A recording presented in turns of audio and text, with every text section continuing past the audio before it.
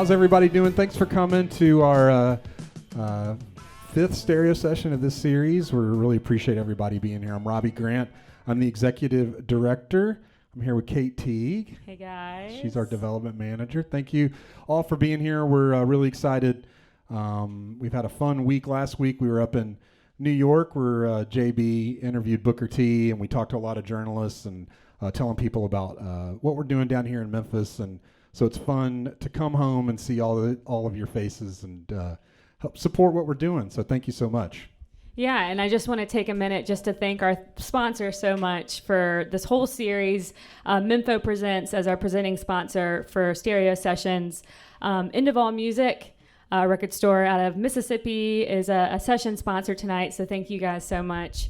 And also our season sponsors, of course, the Memphis Listening Lab, thank you so much.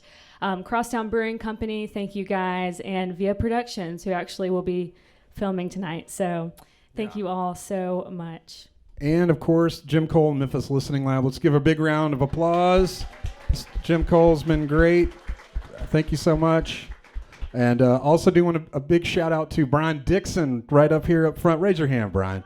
Brian did all the visuals for the last two seasons of stereo sessions, all the graphic design, and we really appreciate it. Thanks, dude. Appreciate it. We've got one more next month featuring Betty Crutcher Records, so that'll be our last one of this season. We've got a lot of exciting stuff. We're going to do another pull-up open house here with we'll have Jamie and Listening Lab and us, and it'll be kind of a fun hang. And we've got a pretty exciting announcement in August about the Raised by Sound Fest that we're going to be doing in December, so please stay tuned for all that. So thank you all for coming. And if you're a DJ, raise your hand in the state here. I want to thank everybody for volunteering. That's a DJ here. Let's give them a round of applause. Yay. Thank you so much. And we are a nonprofit community radio station and really appreciate y'all's support. If you donated, this is a free event, but if you did donate, we appreciate that. We've got QR codes back here or somewhere out here to become a member. Yeah, I think they're up in the front now or back. Okay. At the merch booth and in the back. And if you are a member, meaning if you've donated to WYXR in the last year, you get some beer. So beer, I think, is back in the corner. Oh, okay, beer is up front. And if you are not a member, we've got a QR code and you can donate and get a beer. So, yeah. And then I know we've got Liv Cohen over here. She's our brand new membership coordinator. She interned with us for a year, and we brought her on board, so you'll be hearing a lot from her if you're a member. So QR code. I also have a credit card machine. If anybody wants to donate, I can take that, or we can in the back. We really appreciate it. So without further ado, we'll get started on the stereo session. I'm going to introduce the panelists real quick. You know them, you love them. Jared J.B. Boyd, our program manager. Let's give him a round of applause. He's coming slow. Looks like he just got out of school or something. Host of Baroque Down Palace. He's also in Autumn Defense and Wilco. Pat Sansone. Mike's loud. Okay, that's kind of loud. And Janet Wilson, host of Jaunt with Janet. So stereo sessions, as you all know, this is our 11th stereo session, an opportunity to celebrate records that I feel are kind of in the tucked away corners of Memphis music, particularly records that demonstrate sort of an expansion of what people may know as the quote-unquote Memphis sound. Pat Sansone, you're back with us. Glad to be here. Always a pleasure. We appreciate you. This is a fantastic opportunity to remind you that we are a volunteer, non-commercial community radio station. It takes a community of all kinds, and so many of us donate our time and give to this station. And these are two of our most fantastic volunteers. Thank you, JB. But Pat, hitting the road to come up here and be with us for another stereo session. I'd like to start with you. What about this record speaks such volumes to you that you felt like you needed to be here tonight? Wow. Well, all I know is I want to say thank you for bringing this record to me because I wasn't aware of it. I wasn't really aware of Zuider Zee until a couple of years ago, actually through doing the companion stereo sessions that we did. When was that? 2 years ago? It was last year. Last year, yeah. First one. There's been a lot of music in between. Right. That's for and sure.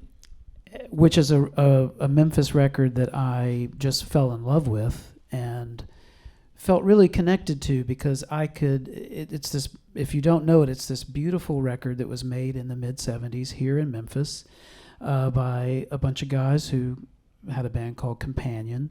And it's this beautiful record that incorporates elements of progressive rock and Beatlesque pop and very sort of insensitive songwriting, and it rocks, and it's got synthesizers.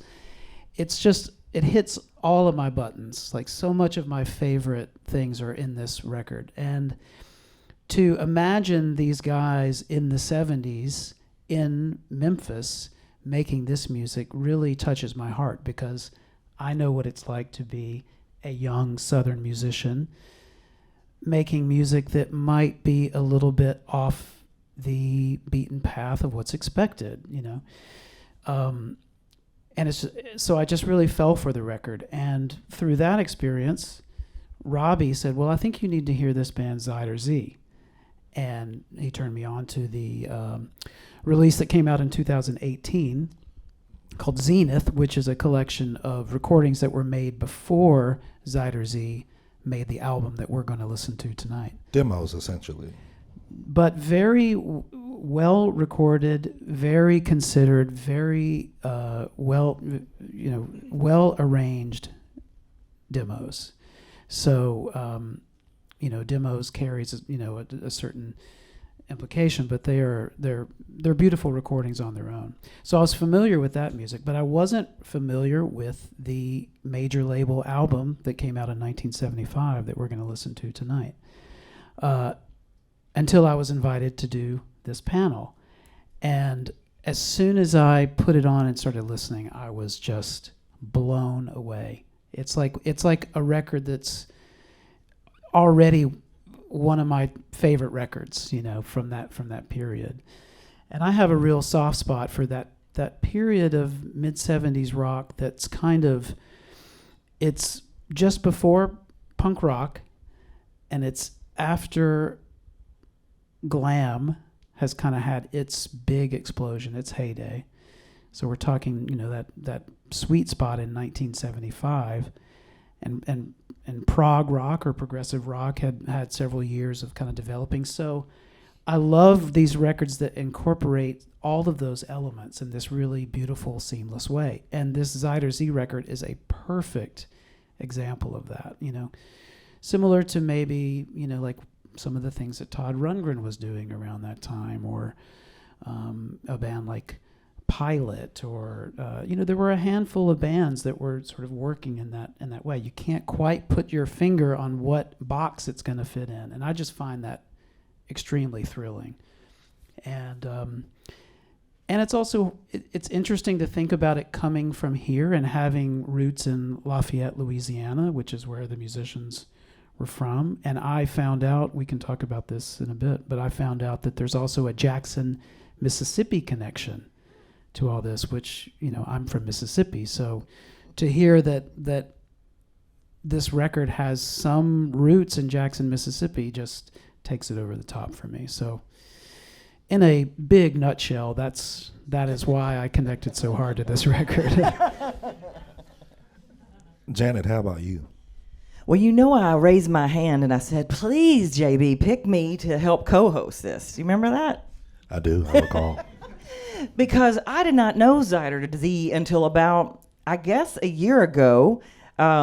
Someone came into 8 and Sand, where I DJ a couple times a month, and I have completely grown my Memphis knowledge just because part of it is going down these rabbit holes of who are people that recorded here, who's from here, and it's just like you learn about so many different people. And this gentleman came in and came up to me and asked me if I had the record Zuider Zee. I said, huh? Can you spell that? And so he spelled it for me. So I wrote it down. And so then I had to write Jim Thompson and say, Jim Thompson, who's Zuider Zee? And then, of course, I didn't remember your name, which it turned out to be Robert Hall, one of the members of this band.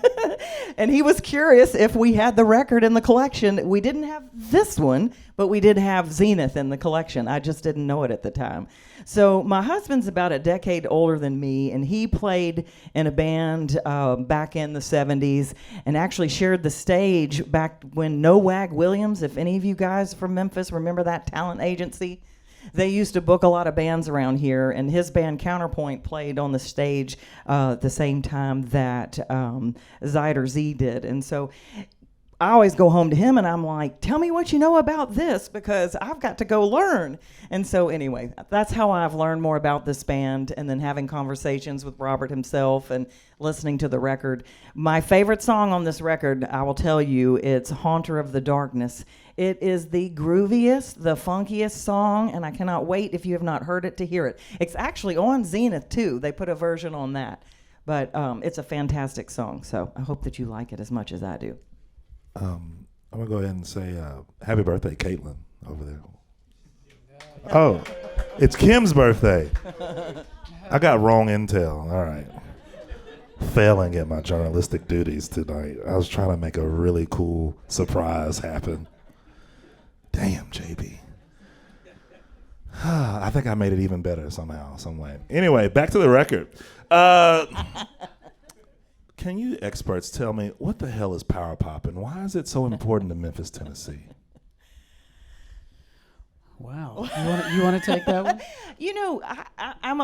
We'll probably have our own spins on that. I don't know. Power pop is its own thing.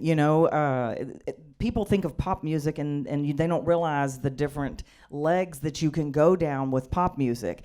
And to me, pop music is approachable. It's something that you can connect with. You may want to sing along to. You may remember something about. And so power pop in itself is just, to me, it's just more rockin'. It's more, the songs really take you on a journey, and especially this record here, is what we'll get into. There's just so many levels and experiences with the different songs that you can connect with, and so that's kind of what I think about when I think about power pop. Yeah, I think power pop has kind of come to mean a rather specific style of rock music that has kind of a song structures that are sort of based in Beatlesque pop song structures, but maybe played with some edge, so a rock spirit, but a pop form. And there are certain sounds and guitar sounds and skinny ties and all that, that kind of get associated with power pop, but really I'm just fascinated with the conversation that happened after the Beatles. The Beatles came, blew everyone's minds. They kind of, they wrote the textbooks that we're still studying from. And all these different scenes around the country, around the world, that took that language, that took that vocabulary that they so well presented, and then created their own scenes, their own personal vocabularies. And that's what's so fascinating about Memphis and sort of Memphis's version of this, because there are so many other amazing influences in Memphis. It's like a very rich stew of these things, So, of course, Big Star and Companion and Zuider Zee. This is fascinating because it has that southern texture as well, and that's something that's no other scene can claim. Well, that brings me to a question that I had regarding this record, and you mentioned a southern texture. And you may have answered this already, does this record in any way sort of fly in the face of the idea of Southern rock, a group that is sort of has its bones in Lafayette, Louisiana, travels through Jackson, Mississippi, and sort of develops a repertoire in Memphis, Tennessee, doing this thing that is, I would argue, very different from what most people would consider Southern rock in a very Southern context. I mean, how do we rectify those ideas, or is there any way to sort of place that into a neat context? That's deep, JB. Yeah. Geography is important. I flunked it, but I think about it all the time. Well, it may be what you're exposed to, the instruments that you're around, and so that may create unique sounds from this area. The voices, the stories that we tell, maybe that adds that Southern spin. I'm trying to think what else. Yeah, well, Memphis gets name checked in the opening. Yeah. In the opening track, Yeah. so it's like kind of sets the stage. And there's a lot of, there's some funky moments in this record. The track that you mentioned, and the funky clav stuff, and the rhythm section is the grooves are deep. The grooves are very deep. And I think that's part of that southernness. There's a certain something that just can only happen down here, I think. Sure. Well, we've got some people who knew the band well. We have some people in the room that were in the band, or one person in particular. But I always say the records play themselves. There's nothing I could do for the record that the record isn't already saying. And so I think we should listen to it. How y'all feel about that? Listen to the first side. Can I say one thing? Please. This record, if you have not heard it, is amazing. And I just wish that I had known it and heard it back in the 70s. That's how great this record is. I'm not kidding. When you were I was a tyke. Yeah. I would have been jamming. That's all right. Cool. You ready to rock? Yeah. No pun intended. Yep. Yeah, we got him. Yeah. Got him.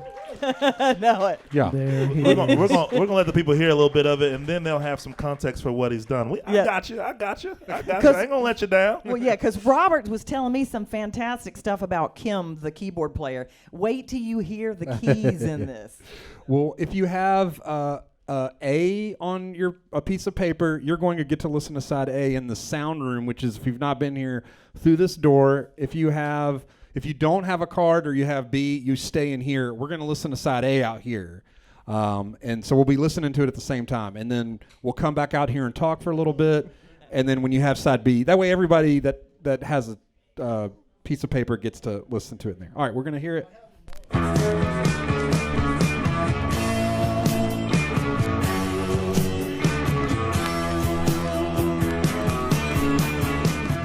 Oh, don't turn down the light. Keep out the night, to keep out the light, to keep out the haunter of the dark. Some minds were just blown in the. They had an air drummer in their room. It might have been me.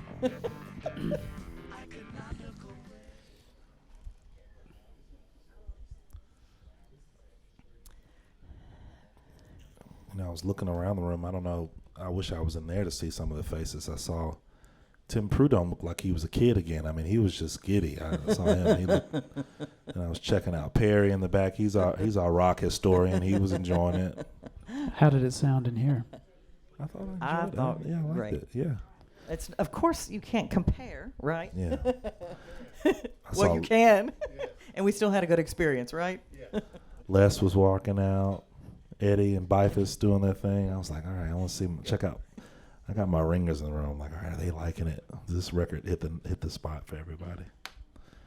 Cool. Did y'all enjoy it? First side A? Yeah.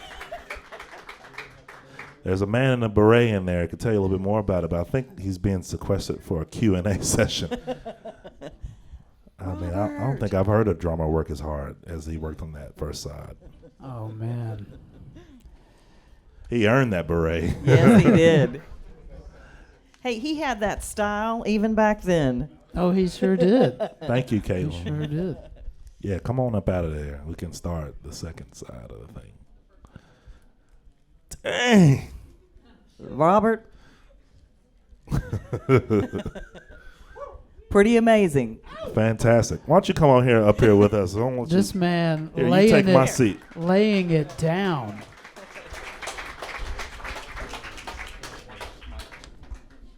My mom would say, "Put the beer down." You got a little room. I can, yeah. Oh, well, thanks. That's overwhelming. How did it feel hearing it yourself? When's the last time you've listened to side A? Get that mic right up John on and I you. said, maybe 45 years. Really? Wow. That's some time there. So as I understand it, you weren't the original drummer of the group. Right. You No, came in no. right before they recorded this record. Yeah. Is that right? I like to think I was a bit of the impetus for actually getting a label involved. Not that the genius wasn't already there, because it was. Right. There just was something about the presentation or something. But John Horniak introduced their manager, Leland Russell, to me, and they brought me down on the train with my drums and literally carried onto the train with me and went to Lafayette, because that's where See, that's how long it's been since I've been there. But Lafayette. make up your mind.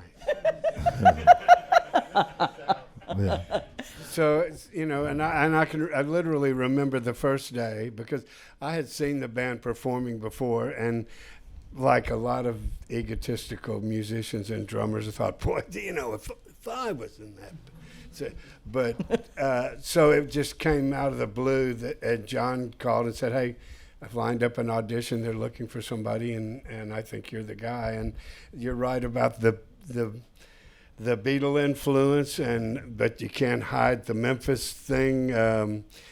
That's right where we were at, and the Todd Rundgren and the before they called anything prog rock or even pop rock, and we didn't really fit at that time in any of those things. And something that a lot of people don't bring up or realize, that we signed with the label the same week they signed Bruce Springsteen. Wow. So, and not that was a bad decision, because it was Bruce. No, I can see it. Yeah, but So what's your story? I mean, did you grow up in this area playing? I grew up in Memphis. I went to school in Whitehaven at Hillcrest, and would credit the music. Jones came from my band director, Jim Terry, and a lot of guys that are still playing professionally in town, Jim Spake and Sam Shoop, and some of the really great players were all in his tutelage. And really, I give all props I can possibly give to that man, Jim Terry. He was like a father to a lot of us when we didn't have that kind of thing going on at home. And grew up and I played in R&B bands and played all the soul stuff, all the hits, and played in a band called the Chasers, played in a band called the Next of Kin, and then I played in the Gentrys, which was the pop rock kind of thing. Yeah. And I played with, who else, John? Bob Simon and Randy Haspel. I looked tonight and I saw a picture of the four of us, and I had on a Zuider Zee t-shirt, and Haspel had on his Disney World. We went down to Disney World and played behind Rick Dees as his band of idiots. So a lot of really. Quite a variety. All there. over the place as far as my own roots. But yeah, Richard and I, and all four of us were Beatle wannabes. And the kind of the unspoken thing was that they were done. Maybe we'll continue kind of in that vein, but then bring in what it is that each of us has to bring to the mix. And that, listening, having not heard it for a long, long time, I said, well, that's kind of what that is kind of what we did. I mean, you can hear the obvious Beatle mixes and things, and you can hear the obvious. I mean, when I can't remember the song, but when we did that "I Can't Turn You Loose" riff for about 4 bars, I said, so there's, we couldn't get away from the Memphis thing. And Was it loud enough for you? no,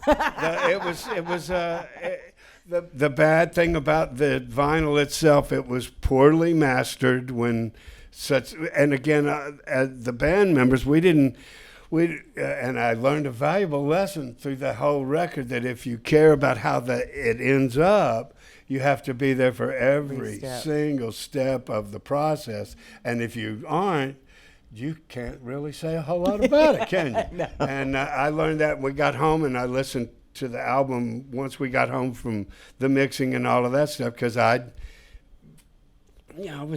felt like I was just out of high school. I was just having some fun, and so when we got done cutting the tracks and stuff, we were in L.A. We were in.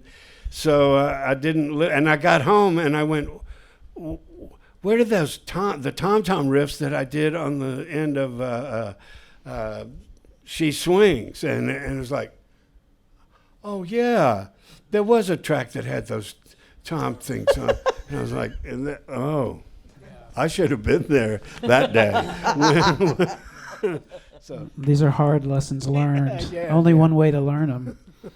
Yeah. I love this record. I'm so happy. And it's Really? you can just hear the inspiration in the tracks.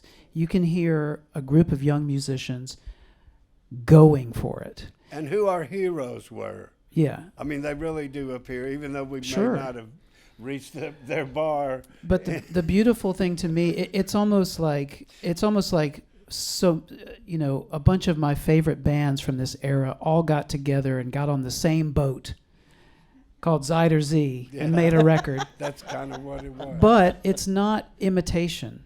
And that's the wonderful thing. It's its own little world, but it's a world that is so excited, and you can just hear how much the band loves what they're doing and how much they love what they've been hearing and what they've been inspired by. And That's what it was more of. You can hear it,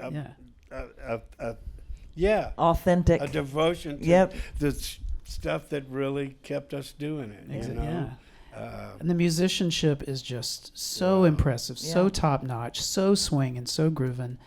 And can we talk about Richard Orange's vocals? Because wow. I mean, it's moving to hear someone sing that way. Yeah, and he still does, and and it always has. I mean, from the crazy, wacky stuff to the last song of its kind, I mean, I haven't heard that. There are other Richard things that I have that I listen to kind of every once in a while, But Richard was just fantastic. And as you mentioned, the keyboards, Kim Foreman was... Man.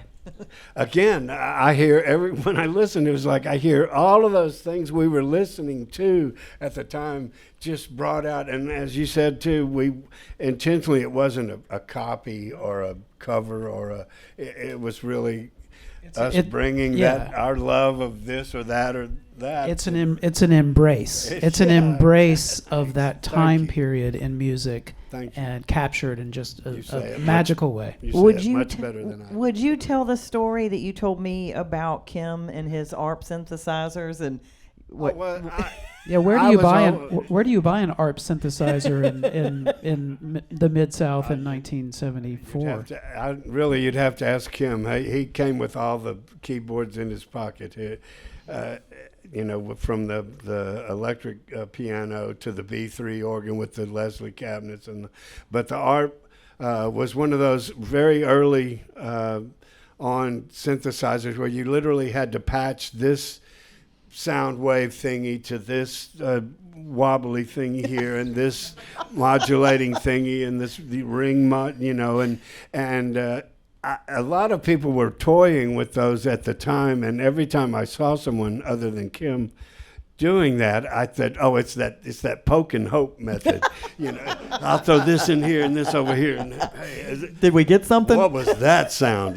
So, but Kim always knew middle of the songs, middle of the sets, whenever it was, and he was changing over there, he knew the sound that was coming out, and that always just really, besides what he was playing, really impressed me that he knew that instrument before a lot of us even knew what it could do, you know. So yeah, Kim was awesome. What when you went to L.A. to cut out there, what do you remember? What studio you worked A at? couple. Sunset Sound was one, and there were a couple other. I literally have to go back. I kept not a journal, but just kind of where I was on this day or what we did on this day, sort of thing, away. And I haven't looked at those for a long time. Sunset Sound being one of the classic L.A. studios where a lot. There were a of couple of rooms we records were in. made. There was one room, and I can't tell you what it was that they told me. Brian Wilson had recorded some stuff in there in his fire, you know, with wearing the fireman's helmets days and stuff. So, but yeah, there were a lot of really cool rooms. We did feel like fish out of water. I can remember. I should not tell this story. Oh, you must. But we had procured some herb that was way beyond. Excuse me? What we had before, you know.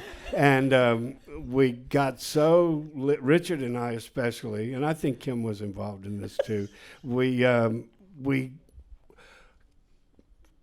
left. We hid in an overdub booth in the back below the windows and everything, and just kind of sat there for a long time. And there was a record company guy that was affiliated with Columbia, and he had this great radio voice, and his voice came on. He said, "This is John Babcock. When are you guys gonna come out of that room?" And and so we did. But, you know, we had some really cool adventures at night because, again, we were four boys from the South, and someone let us loose here for a little while. Early 20s. Yeah, yeah. Can I talk real quick about Kyle Lenning, who mixed the record? Yeah, sure. Yeah, please. I know we want to listen some more, but so Kyle Lenning is a legendary Nashville-based recording engineer, mixing engineer. He's worked on many classic country records from the late 70s to the 80s to the 90s to present. He's probably worked on 2,000 records. I don't know. I had never met him before. Still haven't met him in person, but I know one of his sons, and who's a very talented producer and engineer as well. And as I was looking at the liner notes for the record, I saw his name, and kind of cramming for information to get ready for this. This was 2 nights ago. I just decided, what the hell? He's on Facebook.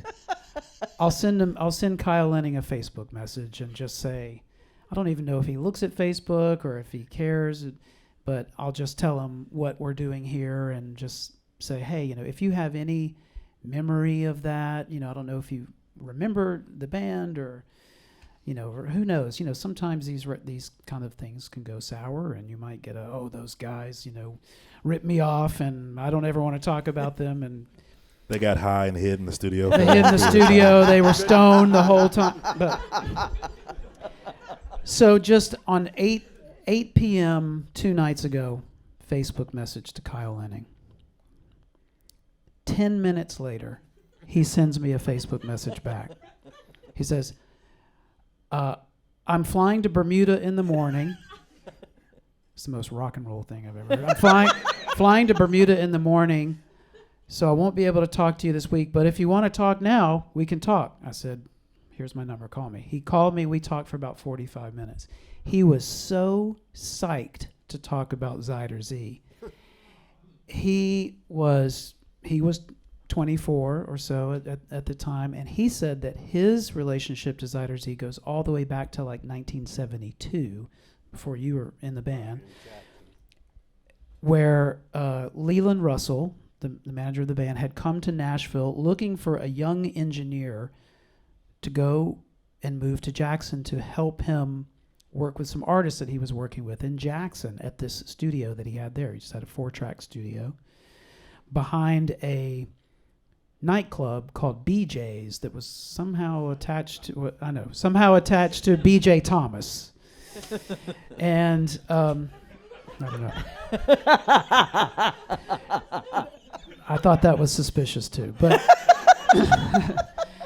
and that sounds like a road trip is in order. So Kyle, 24-year-old Kyle Lenning, moves to Jackson, Mississippi to work with Leland, and he had 2 artists that he was working with, and one was a band called Zuider Zee that were just kind of developing their sound and playing around, playing covers, writing songs. And the other was a songwriter that was living in a school bus behind the studio that was powered by a electrical cord from the studio powering one light bulb hanging in the school bus. And that singer-songwriter was living with his pregnant wife. And he just spoke of so much joy of that time because he was inspired. He was learning about production. He was learning about recording.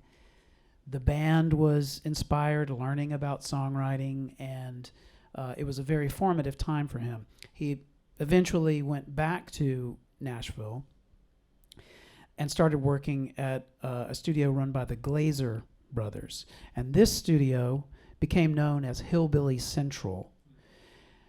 And it was kind of like the center point for the outlaw country movement. It was where Waylon Jennings recorded a lot of his stuff, Chris Christopherson, Mickey Newberry, Jimmy Buffett did some early stuff there, Kinky Friedman, so forth and so on.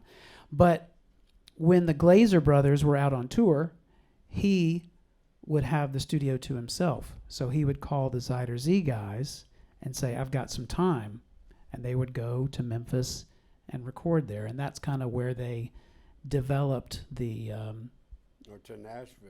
To Nashville, yeah.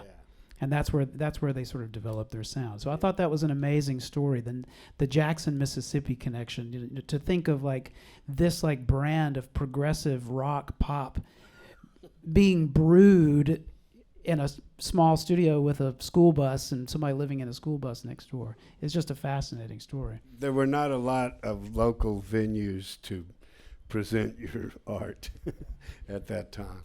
But the Nashville studio, the Glazer Sound, I remember, had a plywood board out back with a man's form on it, and it was where they would throw their knives, Bowie knives and stuff, in between takes, and I thought, what a dichotomy for Zuider Zee to be here, where all of these country rock legends, and I don't know how they put up with us, really. And it turns out that songwriter that lived in the school bus was a songwriter named Parker McGee, who's from Meridian, Mississippi, where I'm from, who wrote the song "I'd Really Love to See You Tonight" by England Dan and John Ford Coley. Yeah. So, Wow. I love these little tangents. Yes. It's all happening right there. I'm going to ask John Horniak to do something I know he hates to do, which is talk. You want to come up here and tell us a little bit about your thoughts on Zuider Zee and how you played a role in this story? Oh, yeah. So I was a young fledgling, played in bands, but also a booking agent. And before Robert was in the band, they had just arrived in Memphis from, I guess, Lafayette to Jackson to Memphis. And they needed gigs. They wanted me to come here. And so they invited me out to the rehearsal space. And we all got high. And they played the first, I remember this, they played Penny Lane and Strawberry Fields Forever back to back. And it was like, okay, this is... and this was a 4-piece band doing this live and stuff, and Kim replicating all the exactly stuff. like. I mean, it was incredible, And then they delved into some originals and all, and so I go, yeah, we'll get some things happening here, So I booked them a lot, and at a certain point, I don't remember. It was a little bit of the replacing Pete Best and getting Ringo Starr in the band, but. I suggested, Robert would be like a perfect fit and everything, you know. And beyond his skill as a drummer, he was, you know, certainly a personality to go along with the other personalities. But you know, it was, and I see Jody Stevens from Big Star here, so we have two drummers from two legendary bands. And one of the things, you know, Big Star rarely played, but Zuider Zee played a lot. And they you know, there in that era there were clubs in Tulsa and Oklahoma City, and that you guys played. And then was it Ken Adamati, the Cheap Trick's manager? So we worked with him for you to play basically the same circuit that Cheap Trick was playing. And Zuider Zee had a deal before Cheap Trick had a deal and everything, you know. And so anyway, it was, and I sort of joined the team at a certain point, merging my company with Leland's company, and was very involved with their career going forward. And even one time driving the van back from Oklahoma City or somewhere.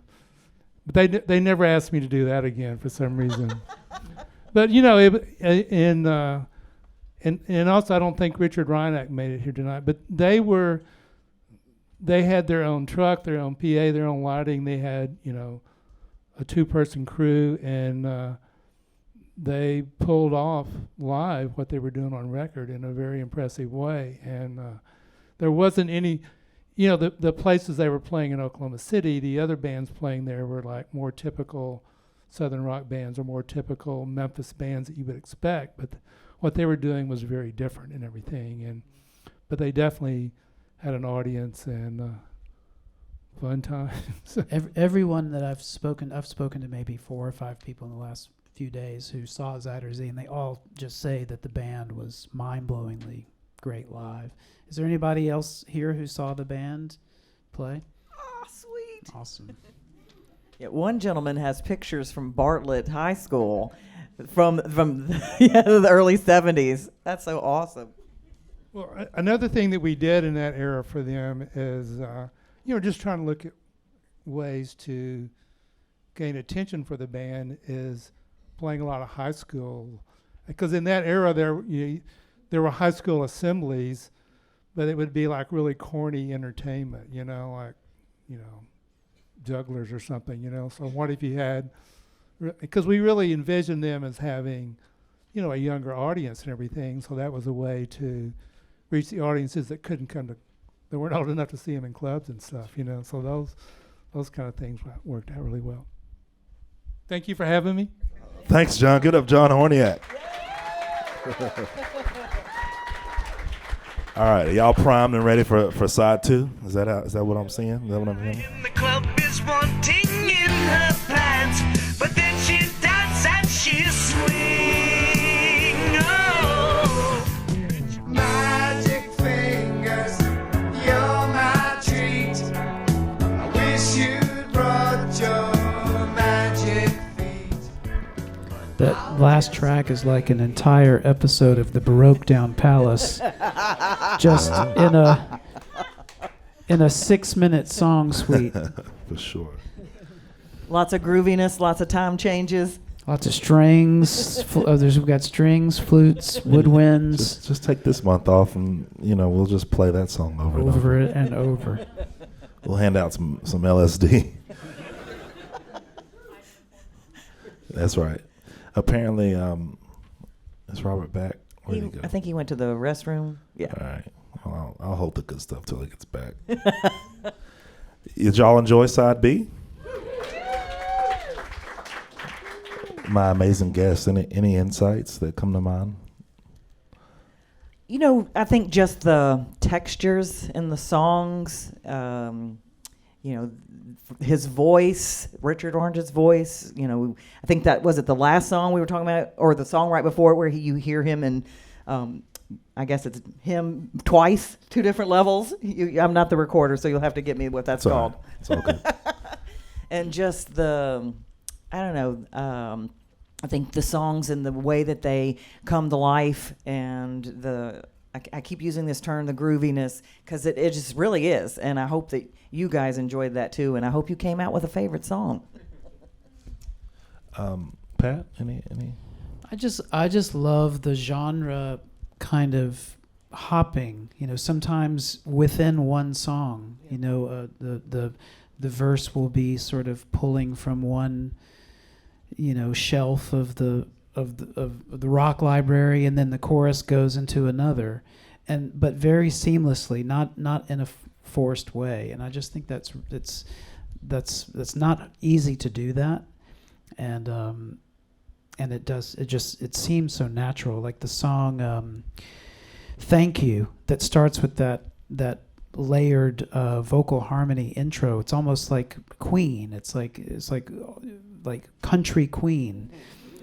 So it begins there, and then Pedal Steel just appears out of nowhere and is like dancing around, and then it's back to kind of Badfinger world, but it's all seamless, and it's all in this very particular kind of you're just in their bubble, and I think that's great. Yeah, I think Robert's back. Robert, can we talk a bit about the final days of the group? Because in my reading, and my reading isn't always reliable, but I try to make it that. I understand that the band came to an abrupt halt because the gear was stolen from the van. There was a strange happening. Actually, several things happened that kind of came around at the same time. Yeah, we had the gear stolen, but while they were stealing gear, Can you get the mic up? they stabbed John Bonar, our bass player. Here, you take. Sit. Yeah, you sit. I'll do the Montel Williams. Well, let's swap. Yeah, that's a good idea. There you go. There you go. We'll do it like that. Professional and everything. Yeah, so like several things kind of happened. John Bonar, our bass player, saw some guys breaking into the van one night and went out to stop them and was stabbed. And so John was out of commission for a while. We waited a while and did a few dates with a sub bass player that was really incredible, Kenny, and I'll think of his last name sooner or later, but he was another Hillcrest alumni of Jim Terry's, a great bass player. And he studied hard, and in like a week's time did our New Year's gig that was coming up right after that. Shortly thereafter, we kind of had a new ensemble put together with Mike Maffei playing bass and Pat Taylor from the Memphis band The Breaks played guitar. So at that time it was me and Kim, Pat Taylor, Mike Maffei, and of course Richard Orange. And we did kind of a Midwest sort of leg of the tour, which was new territory for us. And we did a few television, promo kind of things like The Morning Show or something like that, where we went on and did a song or two songs and did a few of those. And honestly, shortly thereafter, Richard, in one of his theatrical climbs up the PA system, brought it down with him and on top of him. And so he had already suffered some severe back injuries prior to that. And so it kind of put us out of commission, period. And the word that Leland just said, everybody hang out for 4 or 5 months while Richard gets ready. And in all honesty, I was making $75 a week on the road and trying to save enough to send money home.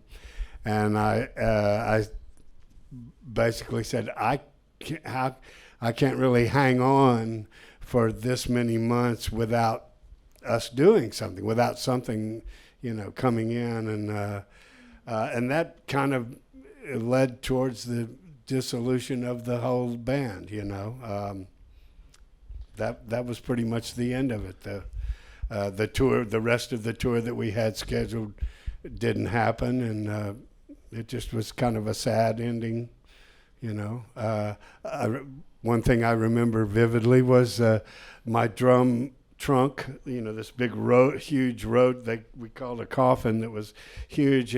Showed up on my front porch in the house I was at, and a couple of the trunks that had cables and stuff like that, and then that I still have one of these giant military trunks that has the Zuider Zee logo on it, and which I'm not sure why I've kept, because it's huge, it's heavy, and it's useless. But I have held on to it. You're talking my language.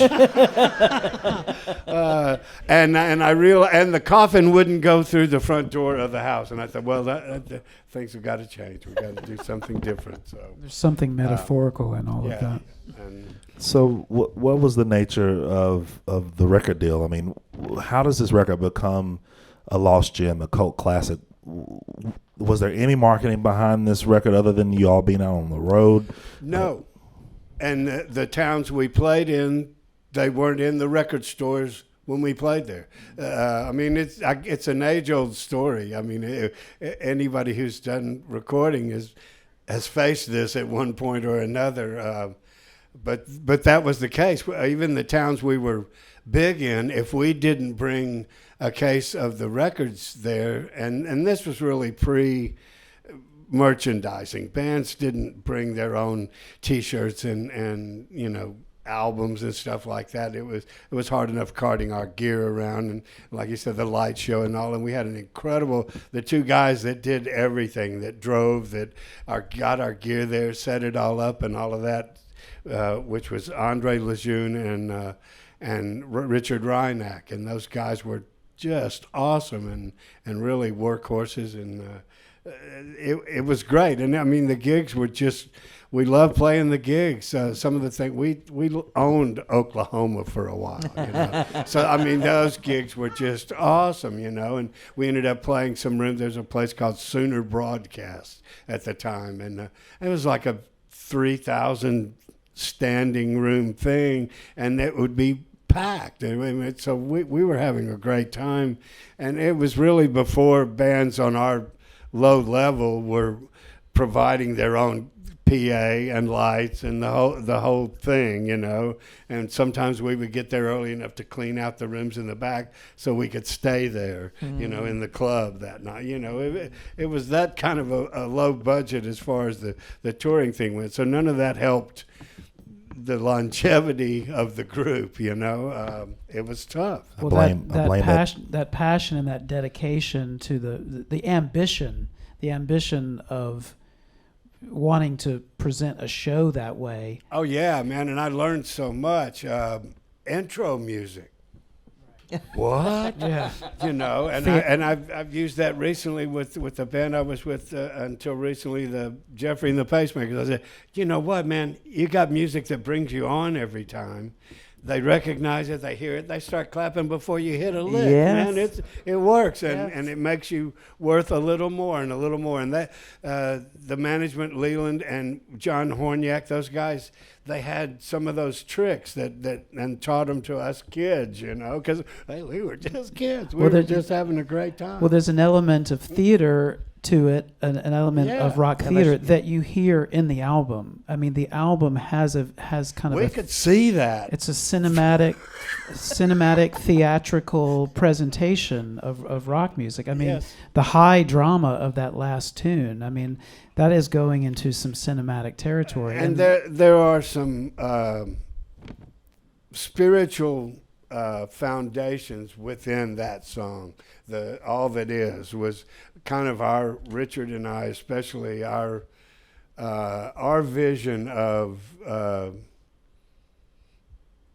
superior being, and it wasn't just a being, it was all that is, and that's why that song is so over the top and closes out the record. How do you get all that? And it's funny, while listening to it now after such a gap of having heard it, we were trying to cram it all in every song, if you notice. I mean, we were trying to get all that is in all of that. Yeah, well, I didn't realize it then, but I do now. well, it's a rich brew. Thank it's a you, very rich thank brew you. and deeply beautiful. Deeply beautiful. I'm really humbled and flattered and happy that so many people have gotten some joy out of it. Really, really. Well, I personally am going to continue spreading the word. I mean, just in the last few weeks, I've turned some of my friends onto the record that are just having their minds blown. So I'm gonna keep doing that. Thank you. Thank you. We're sharing it on the radio station at WYXR as well. So there have been some of the songs shared out there on several different programs. So Good. Thank you. Robert, what are some of the projects that you've done between then and now? Oh man. Well, I opened the Memphis Drum Shop, which I was proud of after working a few years, and handled that for about 5 or 6 years, and it dawned on me that someone else could be a better businessman than I am, and I really loved playing more. So I was really lucky. I worked with REM on 4 of their albums. The first album they did in Memphis as a drum tech. Wow. I selected the drums and tuned them and helped them get the sounds they wanted. And did the same with Stevie Ray Vaughan and Lenny Kravitz. And I was just really lucky to work with some really iconic players as a technician rather than as a drummer. So that was really lucky. And then I got a call from Jerry Lee Lewis, and the first was to fill in a gig for a guy that was playing in the band, and I went on the jet, and before I left, I told my wife, I said, I'm gonna get this gig. They make X amount of dollars. They go on private jets, and we each get our own hotel room, and I don't have to pay for that. They pay us to play. So I did that, and on the ride home from that first night, Jerry was in the back of the plane with Dr. Nick, who was traveling with us at the time. A wonderful man, and I mean that most sincerely. And they were back there having a little powwow, and you get the vibe of like, I feel like he's talking about what I did tonight on the, this might not be great. So, and Jerry comes up to the front of the plane and he said, where have you been my whole life? And of course I was flabbergasted. And he said, what would you think about being in this band? And I said, well, you only have to ask. And he said, well, consider yourself asked.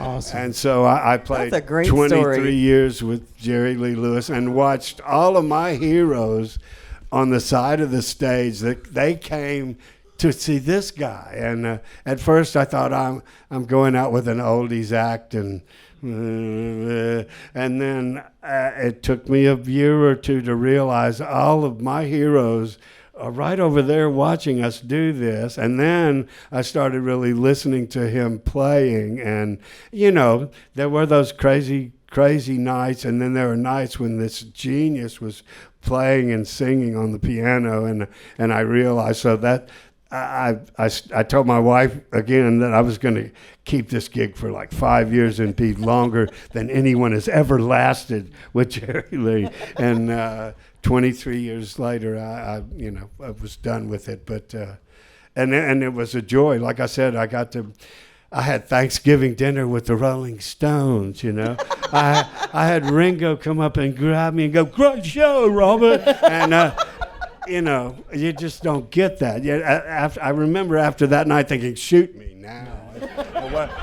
What could happen? Well, this is cool. This is so cool because this is kind of what I was touching on earlier, in that's that southern, the fact that this band that we just listened to came from here. It's part of that conversation. You guys were young guys, inspired by, influenced by, wanting to sort of operate on the same level as your English rock heroes, mostly English, a lot of English bands and from other places too, but they were all inspired by stuff that Memphis. came from right They here. all wanted to be Memphis. Exactly. You wanted to be from where they were. They wanted to be from where you That's were. absolutely right. And then after, in this circuitous way, you end up playing with one of the architects of rock and roll itself, and then your heroes come to witness. Yeah. And that's a beautiful Wow. poetic It was circle. It was really awesome. It really was. And Richard Orange wrote some pretty interesting songs in his day, right? Cyndi Lauper, Yeah. Hole in My Heart, going all the way to China. Yeah. Awesome song. Yeah, amazing. So, an incredible story. We thank you for being with us tonight. Thank you, Robert. No, man.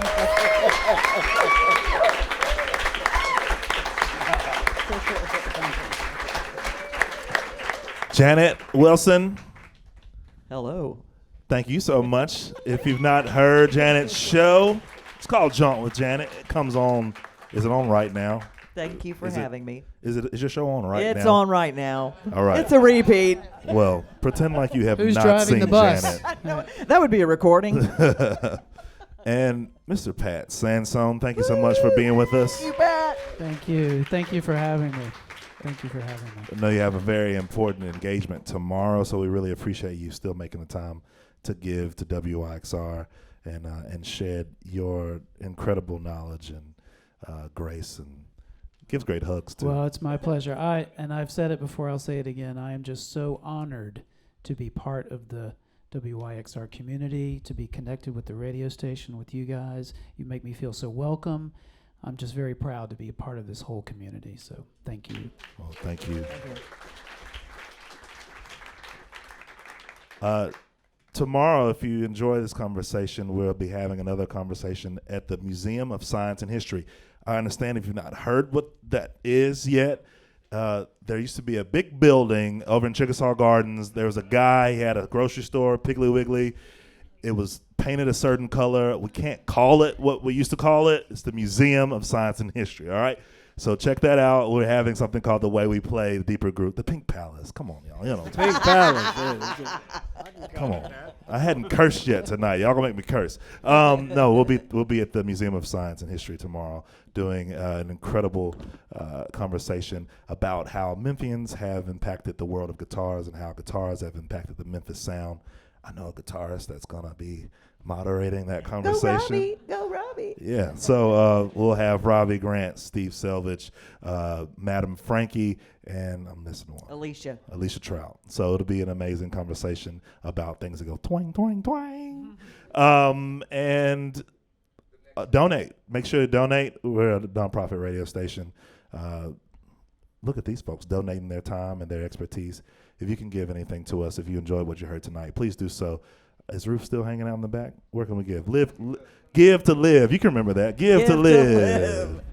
And next time we'll be looking to the music of Miss Betty Crutcher, amazing staff songwriter at Stax. If you haven't checked out yet the recent compilation that Stax just put out about songwriters, dedicated songwriters, called Written in Their Soul. She is the premier woman of that box set because she was the premier woman writing songs within those offices for many years. She wrote what is considered probably the first RIAA certified platinum record because it was a new certification. Who's Making Love? She co-wrote that song by Johnny Taylor in 1968. And I hate to say this, but I'm very close with a Stax artist, and I told him we were going to commemorate that record, and he said, "I didn't know Crutch had a record." And I was like, "Yes, damn it!" So we'll be doing that record, and that's why we do these records, because even he didn't know that she had a record. It was a very overlooked folk soul Stax record, sort of soul adjacent, incredible record. So we'll see you next time. Thank y'all so much for being with us. We really appreciate you. Hope you enjoyed it. Come shake these people's hands and let them know that they're incredible and ask them some questions. Thank you, JB. Jared Boyd, thank you for hosting. Thank you. Thanks. Thank you, Memphis Listening Lab.